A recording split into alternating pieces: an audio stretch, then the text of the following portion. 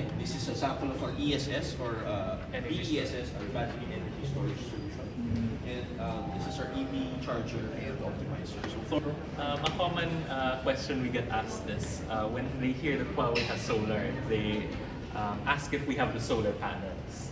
So actually, Huawei doesn't offer the solar panels themselves. So why is that? If we go back to the presentation earlier, the key strengths of Huawei are really on the power electronics and the digital technologies. So since we already have strengths in that, those are really the strengths needed for these products, the inverters, which the solar panels connect to, and then the battery systems as well, since we have batteries across our other devices from the other business groups. So for the energy, sir, it could, what we call it's grid tied or grid supporting inverter. So you could just think of it that if you don't have a battery and you have solar, you don't have energy storage, but it's just going to shift over your bills. So let's say instead of getting maybe your house is consuming 5 kilowatts or 5 kilowatt hours, for example, this would shift it by the corresponding amount generated by the solar.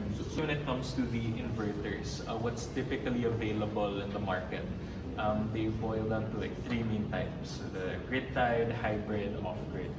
So usually for most consumers, they're not always well acquainted or well aware with the different technologies. So if they're not very well informed, they'll be getting, let's say, the wrong type of inverter. Let's say a grid-tied inverter. And to put it simply, a grid-tied inverter, from the name, it just connects to the grid. It's not able to connect to a battery storage system.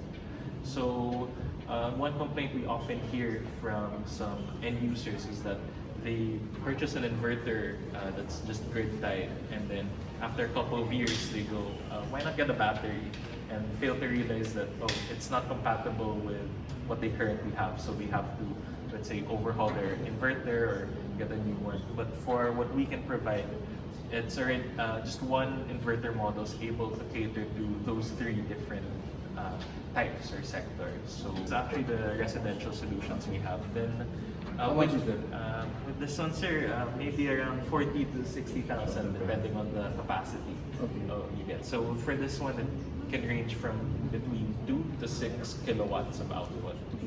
And to add to what Thor is saying as well, what consumers can do is actually purchase, for example, they purchase the inverter, right? They want to do grid tied first, and then when they're ready to explore putting batteries, they don't have to change the inverter. Our inverters are hybrid ready, so anytime you can just add your battery.